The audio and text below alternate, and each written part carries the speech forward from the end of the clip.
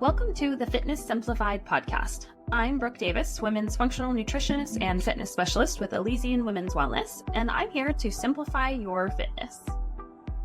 What if burnout isn't just a sign that you're doing too much, but maybe a whisper that something deeper needs healing? In today's episode, we're peeling back the layers of exhaustion, overwhelm, just soul deep fatigue, and exploring how to rebuild your energy, your boundaries, and sense of self without burning it all down in the process. Welcome back to the Fitness Simplified podcast. I'm Brooke Davis, women's functional nutritionist and fitness specialist, and I'm so glad you are here listening today. If you are in a season where you feel like you're doing everything right, you're eating well, working out, you're checking all the boxes, but you're still just running on empty, today's episode is for you. We're talking about sacred resilience, what it really takes to recover from burnout while still showing up for your life, your family, yourself.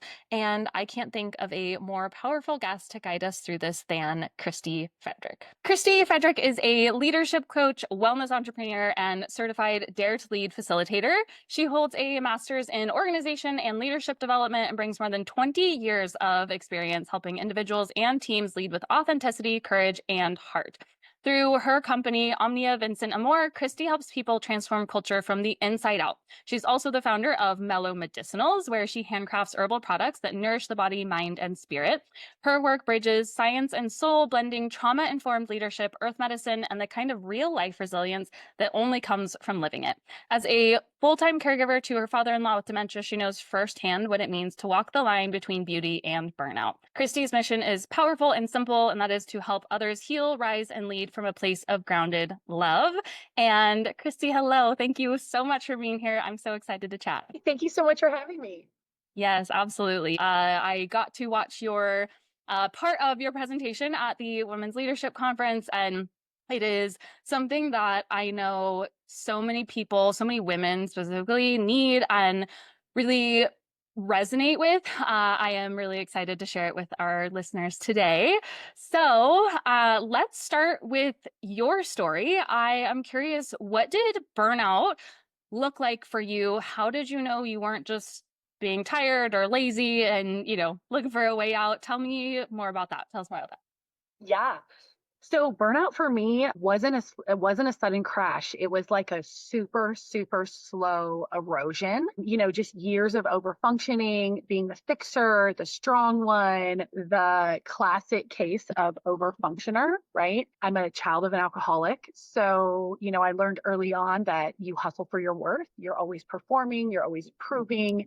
And I just took that into my adulthood. And in the beginning of 2020, so it was January of 2020, COVID took me out hard. It was before COVID was even a thing. I was working in the healthcare industry and it put me on my tail. It was like my body's way of just saying enough. So it kind of autoimmune flare. My nervous system was wrecked. I couldn't walk for a couple of weeks. They were testing me for MS. I was obviously terrified. And that was really like the first time I just couldn't outrun myself. And it just forced me to sit in silence and just take a real good look in the mirror and say, okay, what are we doing here? How did we get so far off of the path of alignment? And that's really, I would say, probably where I started Omnia Vincent Amor, is really in this idea of quiet build. I got really quiet. I took a leave from work and I was really trying to pour my soul into something that would stop the cycle of burnout and eventually allow me to get out of healthcare leadership and do something different. So that's how it started. That is a lot to handle. I can't imagine how you felt, especially with all of the responsibility that you have. And I'm assuming it was the same then. You said a couple things that I want to just touch on. But first, can you say that Latin or Italian word again and tell us what it means? Because I think I said it wrong and now I don't know. No, you said it great. Oh, you said it great. Omnia Vincent Amor, and it means love conquers all. So, I was doing OD work in the hospital system, which was super awesome. And my entire job was to just really love people up. And you can imagine through COVID, the industry of healthcare got really rattled from the inside out. And so my entire kind of mission is to really pour that type of energy into the world and stay on the positive side of the human interaction. Love that. Love that. You mentioned, like you said, a couple things. One was that your performance, overachieving kind of personality actually kind of stemmed from trauma, right? And that childhood experience, which I think a lot of people don't realize until it's, brought up and brought to their attention. And they're like, oh, that makes sense. That was definitely something I could personally resonate with. And so I am, curious as far as your approach. It shows up differently for every woman, right? This burnout, this navigation. You got hit by a Mack truck basically and taken out. A lot of women don't necessarily get that wake up call, right? It comes in other ways, or it comes, like I said, a little more, slowly. So how do you see that showing up differently for women who are, like you are, have careers, they are taking care of people, kids, parents, and also trying to take care of themselves through it all? How do you see that showing up? I work with a ton of women. And honestly, if I could go back to my younger self, I would work with my younger self and coach her in the exact same ways that I get to coach women now. The body always speaks. And, there's this incredible book that really is kind of the basis of, it's a really triggering book. So kind of, I'll put that out there. But The Body Keeps the Score is a phenomenal book around how your experience will live in your tissues if you don't move it through. And so for me, that's really where it started. And I just didn't listen to the check engine lights so many times. In hindsight, I had many opportunities to listen to my own check engine light. And so that's the place that I try to love women up now. It really shows up in competence. I mean, I think so many of us women are expected to be so much for so many. And oftentimes it really just starts with the question of like, okay, and what about you? When you write a list of all the people you love, are you on that list? When you think about all the things that you have to do in the day, is loving yourself up a part of that? And so it really, I think for us women, we're just kind of almost socialized to be selfless and giving and so strong and so capable. And, there's this entire like grind and hustle era around us. And I think that lullaby can get a little loud sometimes if our self-worth is outside of us. I see that so often in the work that I do. And, you mentioned the check engine light. Women have all these symptoms like bloating, brain fog, and unfortunately, it's so common that everybody's like, oh, that's normal. Everybody can resonate. All your friends are like, oh, yeah, I know what you're talking about. Like, yeah, me too. People just, I think at this point, write it off as normal. Like everybody else has it too. But you're right. That is your check engine light. And, to be fair, if you're like me, you'll leave your check engine light on your car going pretty wild. But most people, right? Most people will go get that checked, right? They're like, oh, my check engine light's on, right? I'm going to go. But when it's your body and your symptoms, they're like, we'll just, run it till it's empty and not do anything about it. So comparison, I think, is very relatable. And the other thing you mentioned was The Body Keeps Score. Great book, definitely intense. But the nervous system, that is a huge component that so many wellness programs, women, people in general, are missing in their life. It's definitely a big part of, what we prioritize. And so I'm curious, what are some things that you do in your coaching to help people get in tune with that and check in and help get back into that parasympathetic state? Yeah, absolutely. So, a lot of my work is trauma informed. Working in a healthcare system was awesome, awesome, awesome for me and a lot of my development. So, navigating, especially through the pandemic, I picked up quite a bit of awesomeness in the way of trauma informed. So I really try to bring that into all of my coaching, all of my courses, all of my development, whether you kind of want it or not. Because here's the thing, right? You can tell your mind anything you want. You can take deep breaths. You can take the magnesium before you go up on stage. But if your nervous system is not working with you, it's working against you. And I just, that's probably the biggest piece of reflection that I have. It's not, there's no award for overworked female of the year. It's not a badge of honor to be in this place of fight or flight all of the time. And I think our world is so hustle and bustle and so quick that it's really easy to get caught up in that's just how it is, right? And to your point, I mean, not to even really get into the medical world, but there's a lot, I think, to be learned about how we nourish people in a holistic way as they, especially women, as they age, right? There's a ton with the hormonal differences and just kind of all of that plays a big part into where we are right now.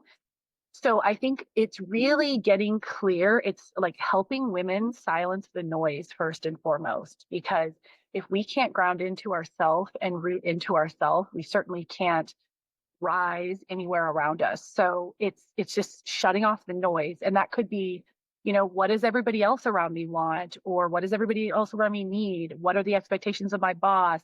I've been here for 20 years. Doesn't matter. Like shutting that off so that you can just get really clear with yourself and start to dance there, I think is the key. Yeah. That is insightful for sure. I'm curious. So I know you quit your corporate job here not too long ago, and that was, I'm assuming, kind of a leap of faith in terms of transition. So, what kind of advice do you have for women in that position who all they know is this corporate life and they, rely on that? That's their safety net, right? Quote unquote, even if it's destroying them. But they have this massive fear of making a transition into a different world and lifestyle. Give me some insight there. I think first and foremost, have a ton of grace because you're not going to like grind your way through a different mindset. And so if I could go back to my 5 years ago self, I would love her in a very different way than I did. I think I had a little too much tough love at the time. And when I finally made the decision to leave my corporate job, it's almost a year ago today, it was really kind of out of almost a need to save my own soul. Like the options that were on the table were just not in alignment with who I am or where I'm headed. And so it was really like, I'm going to just jump and bet on myself. And I think when you get so desperate to find joy or find alignment, it's a little easier to make decisions like that because I just know exactly where I don't want to go. But I would encourage women to really, it's really just getting clear on like what makes you tick. I mean, I can't tell you the amount of pros and cons I've wrote out, or like, here's my yays and here's my nays. Like, I literally hate doing this shit. And I love doing this. This is the stuff that brings deep joy to my soul. So and just getting really accountable about what are those things. Like they do a ton in the way of leadership development, and I've held multiple leadership roles where I run teams. I like the development much better than the actual leading teams. I like to help people in that development space and the coaching. So knowing that is really clear. And for me, people will always want to write a story or want a narrative of where they want you to go, but it's where do you want to go?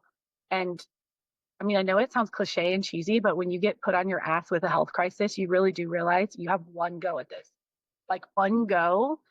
And so you might as well do something that's aligned and awesome and something that brings you joy. Yeah, absolutely. I completely agree. I was just talking to someone else about this, and one of my favorite quotes, I have a picture of my brother, who I think I told you I lost him about 5 years ago, to suicide, and I have a picture of him like pointing to the sky, and he was out fishing at the river. And above that is fearlessly pursue what sets your soul on fire. Oh, And yeah, that's been my kind of motto since then. And definitely something that I think, especially women, 30 to 60, they've been in these positions and had these expectations and been in these roles for years at this point. And like you said, they haven't even asked themselves, like, what do I actually like? What do I enjoy? What do I want out of this one, what? sometimes short, sometimes it feels long period of time that we're on this planet Earth. And Totally. so that question, I think just that awareness can be really powerful to sit with and resonate on when it comes to making decisions about your health and life and the time that you want to spend here. I think the thing that probably brings me the most heartache and heartburn is when I think about looking at my life in hindsight, and I've done this my entire life, just looking back to, gosh, 10 years ago, like, am I proud of where I was?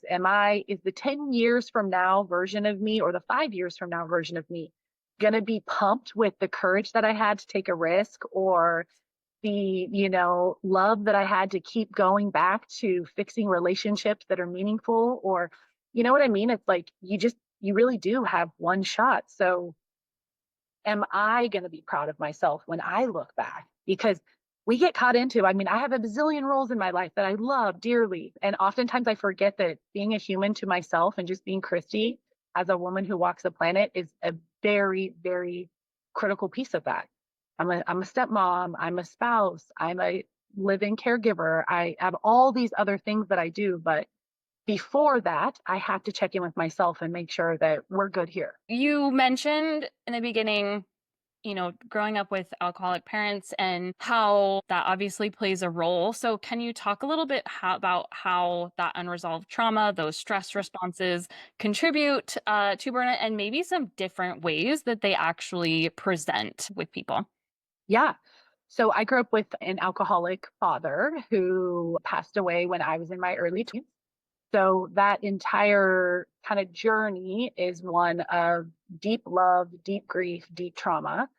And it'll probably be my Achilles heel, honestly, for my psyche the rest of my life. I have one of the best counselors I think that you could ever get a hold of on the planet, let alone the Valley. She's incredible, and she's been with me from the very beginning of the journey. And you know, there's something called an ACEs score. I'm not sure if you're familiar with ACEs. Yeah. So there's a lot of research coming out around advanced childhood trauma and how that shows up in adult life. And so I have a really high ACEs score. I have an ACEs score of 9 out of 10. And statistically speaking, I should be perpetuating a lot of these cycles. And in my soul, I feel like, there's that nurture versus nature debate, and you can really stop the DNA if you do the right things. And it's hard as hell, don't get me wrong, but like drinking alcohol is something I choose not to do because I have addiction in every single angle of my bloodstream. Mellow medicinals actually came out of my major health crisis and knowing that I have spine surgery, and it was a pretty gnarly recovery, and they give you a lot of pills, and I got a lot of narcotic prescriptions right after that. And I just remember looking at my partner and saying, the second my head like doesn't bobble off my shoulders, like, ditch these, because this is the hottest route for me to go to addiction. Like, this right here is just a hot route TKO. So it's just being really deliberate. And I think honestly, it's being really, really honest about how your trauma is showing up. Because interpersonally, there was a time where I think trauma was walking me like a dog. I didn't have the ability to connect. I didn't really have the ability to connect with myself, let alone my partner. And when you grow up in, a situation like I did, you miss some of the kind of building blocks that someone who grew up in a place where they were able to thrive built. So it's almost, you have to like debarb a lot of the shame, because the trauma is not my fault, but how I deal with it is going to be my responsibility, right? And so if I'm just bleeding out on other people because I'm not handling my business, that's not who I want to be. So for me, it was significant counseling, and still is. I have my counselor is like one of my most critical people in my life. Making a choice to stay away from the things that I saw going in the wrong path. So alcohol is just not, my kids don't see us drink alcohol. We don't have it in the house. I have no problem with people drinking. I'm happy to be the DD. I just am not going to be drinking. Yeah. And so for if I were to give advice to women, it would be really to get very, very honest about who you are on the inside and how that shows up. Because I'm not proud that I struggle with intimacy still, but that is who I am. And my partner knows that, and my partner honors that in me, right? And you have to have these really open conversations about how it's showing up. That the pandemic, I think, was a prime breeding ground for some of that trauma to kind of rear its ugly head again. And it's a place where you can easily get into a loop of helping, helping, helping, helping. And when I realized I was in that loop, it's taking a pause, taking a break, saying, okay, here we go. I think I need to call my counselor and get unhooked from this loop.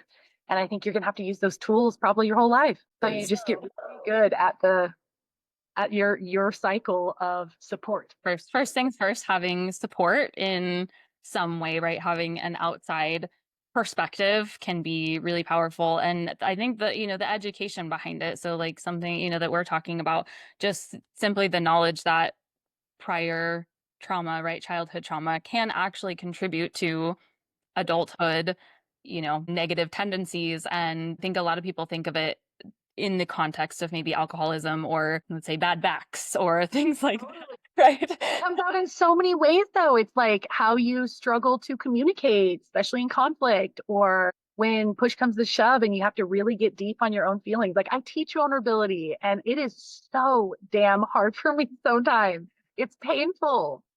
Yeah, I considered myself a really patient person until I had children also. Oh, And I think all the moms out there are laughing. And I definitely think that that has brought out a lot of maybe unresolved trauma, in my regard, but just a lot more awareness of the way that I handle things and the way that I navigate. And thankfully we have so many resources at this point for parenting and navigating emotions and things like that. And I've done a ton of the research, but the work, right? yes. It's work, man. Oh my God, it never ends. And I think that's it, right? Like when people talk to me about leadership, I'm like, okay, kids are like the best opportunity to practice your emotional intelligence ever.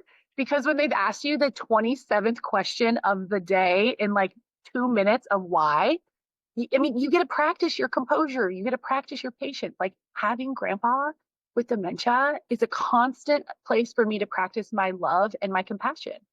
Do I get frustrated? Absolutely. Do I show it? I try my hardest not to, right? Because it's about creating safety for the person around you. Kids are the best for just checking you. They're the good mirrors. Yeah. 100%, especially when you get the reflection, right? You have enough time to imprint on them and then they start acting that way. And you're like, no, no, honey, take deep breaths. You're like, I should probably take more deep breaths too. And it's interesting because now two of my babies are now big babies. They're 24, 21, and almost 14. And so when I got in the mix, they were little wee babies. And so to raise grown women is a totally different thing. And it's really calling for a different place in my heart to show up. And I will tell you, it is giving me a run for my money. Like, did you really do the work? And are you as down the healing path as you think you are?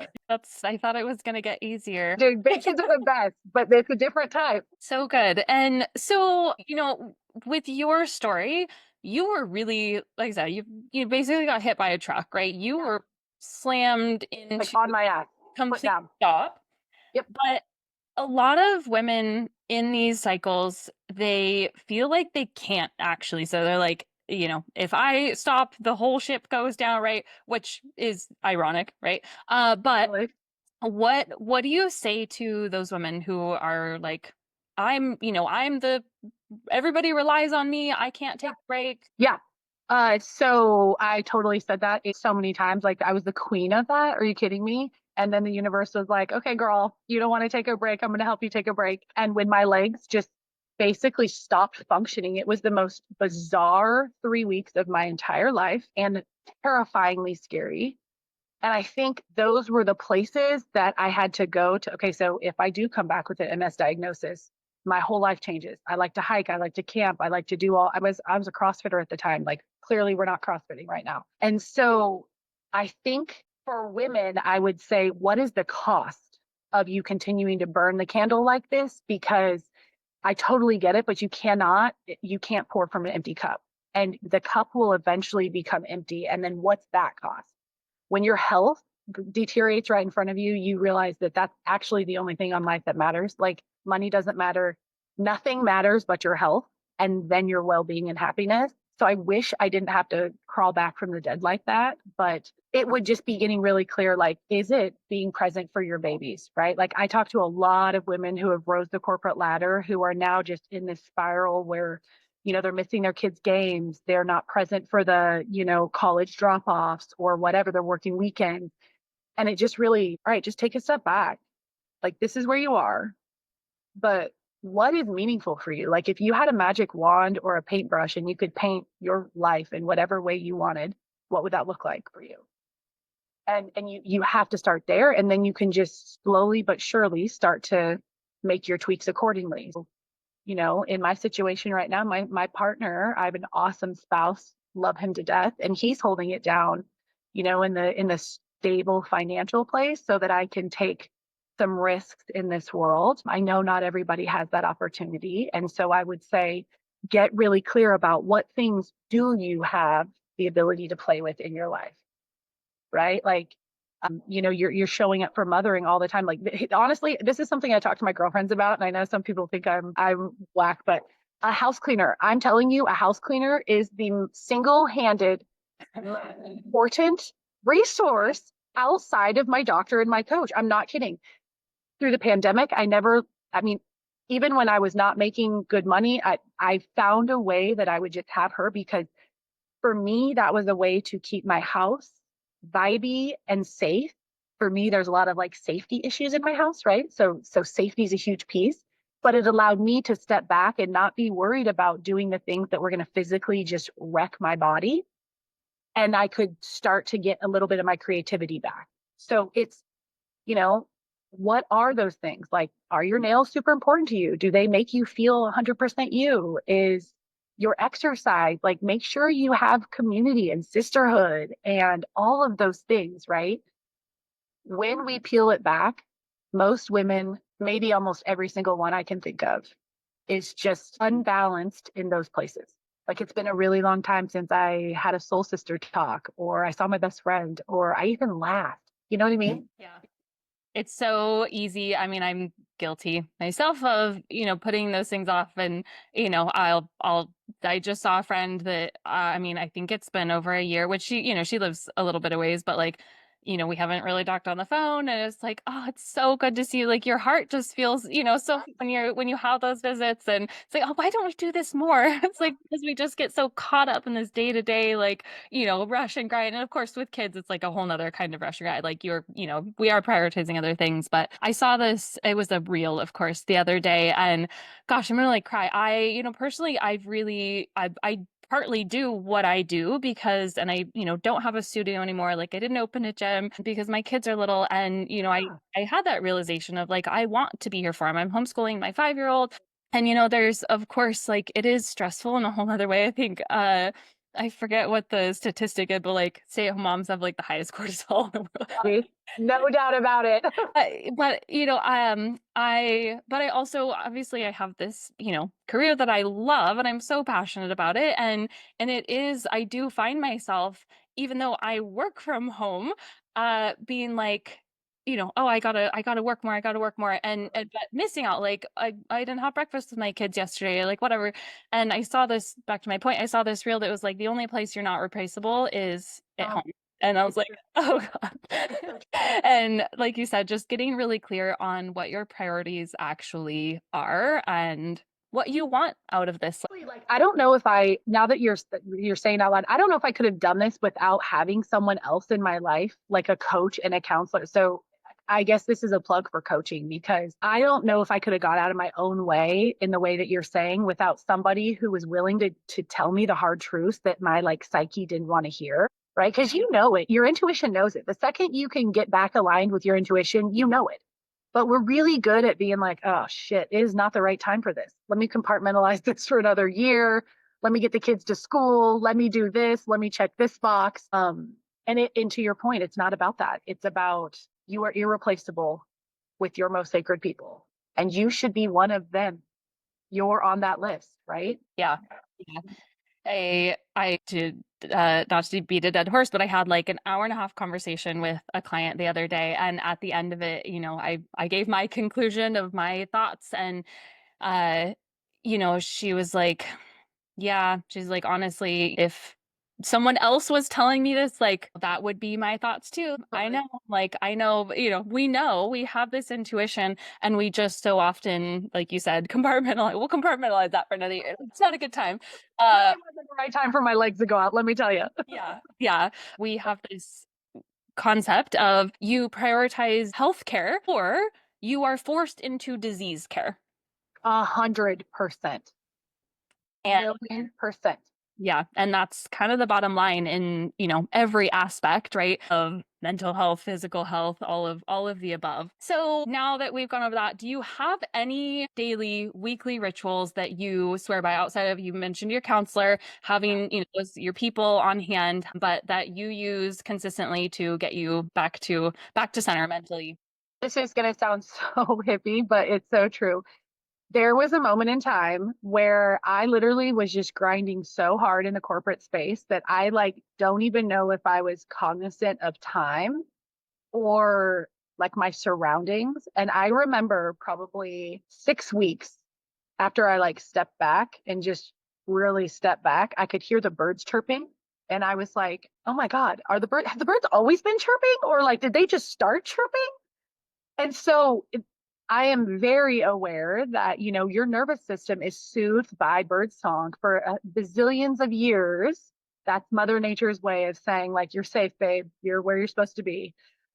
So I make it an absolute habit every day, bare feet, my cup of tea. I don't even really drink coffee. Once in a blue moon I do, but I usually drink tea. And I just like putter around outside as I'm trying to just come to. Usually that my kids are, in the shower doing what they're doing. So I'm just kind of monitoring the house. That I think is a huge, huge piece. And that's really like just my anchor. Like just get tuned into the world around you for 1 minute and remember what a beautiful big world you're a part of and like touch your wonder and awe. So I try to just start every day with like wonder and awe. And then another tool that I swear by are my hippie baths. I call them hippie baths. And they are like anti-inflammatory baths. I buy this stuff, in the bulk. So you can have a variety of combinations, but I love brown ginger. You put like a ton of it. I mean, you buy it by like the big dog bags.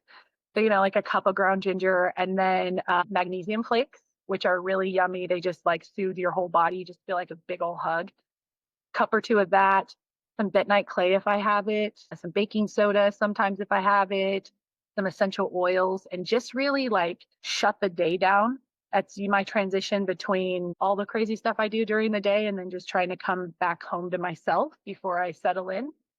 So if I can, I try to sneak in a hippie bath every day. That sounds magical. I need more of that in my life. At the bath side, we're doing homework, or sometimes I've got a dog, or we're having a full blown family conversation. But at the very least, my body is in the nourishing stuff, and I'm trying to like do the thing. That counts. It counts. However, you got to get it in. For you busy moms out there.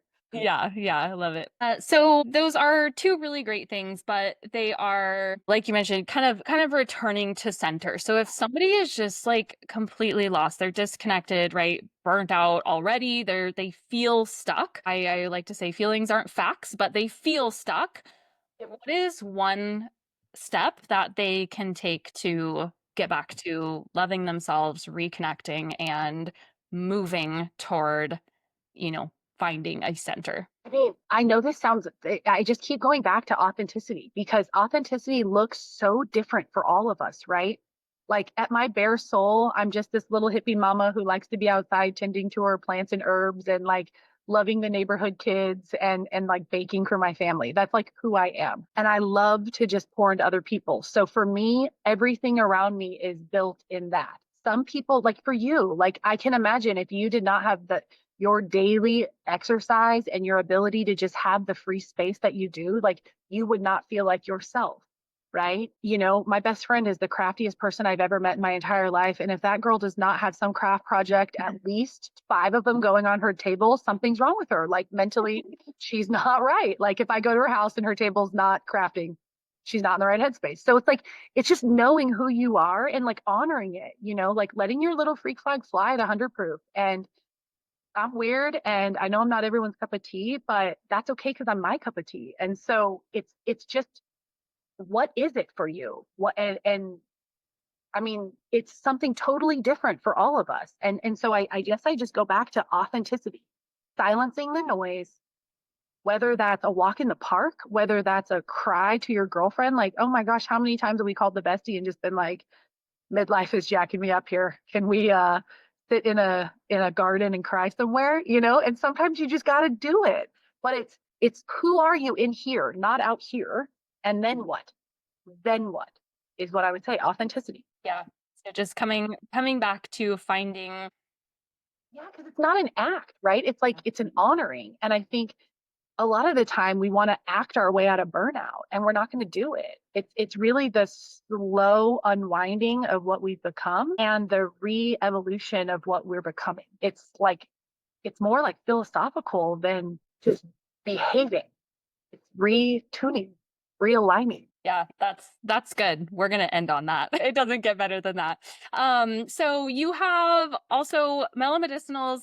Tell us just a little bit about that, and then where we can find you. Everything will be linked in the show notes as well. But tell us where we can find you, a little bit about your other company. And yeah, so Mellow Medicinals was kind of my baby that I created out of my own physical destruction. I decided, as you heard early on, pharmaceuticals were not going to be the route for me, especially pain medicine. So I grow all my own medicine and I make my own medicine. And so my backyard is this rainbow goodness of all kinds of healing herbs. And that's really where I spend my time, really kind of moving my heart through my hands when I'm not working with leaders in the team and leader space. So you can find me on social. I'm on Instagram, I'm on Facebook, I'm on LinkedIn. You can kind of find me anywhere under Mellow Medicinals or on the Link in a More.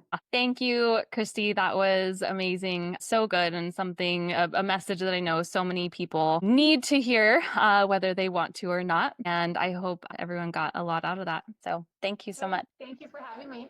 What a powerful conversation. If you have been feeling the weight of the world on your shoulders or like you've been running on fumes despite maybe doing everything right, I really hope that today's episode reminded you that you're not broken. You're just being asked to slow down and listen more deeply. Burnout isn't always a sign that you need to push harder. Sometimes it's that invitation to slow down and heal. Come back to your body, reconnect to that inner wisdom, redefine your strength, not as endurance necessarily, but alignment. Kristi's insights on sacred resilience, trauma-informed healing, and leading from grounded love were such a gift. And if something resonated with you, this is what I need. Don't ignore that. Follow it. You can learn more about her coaching, her herbal wellness. I will link everything down in the show notes. And as always, thank you for tuning in to the Fitness Simplified podcast. Thanks for tuning in to this episode of the Fitness Simplified podcast. We are stoked to have you join us on your journey to better health and fitness.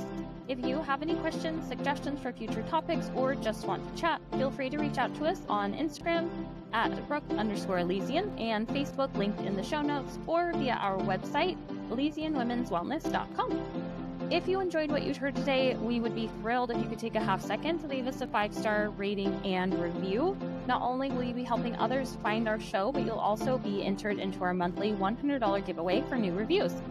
If there was something you heard that was helpful or impactful, please screenshot it, tag me, and share what it was so that we can bring you more. Plus, you'll be entered into our monthly Legion Recharge post-workout giveaway. So make sure to hit that subscribe button and stay tuned for more. Thanks for listening.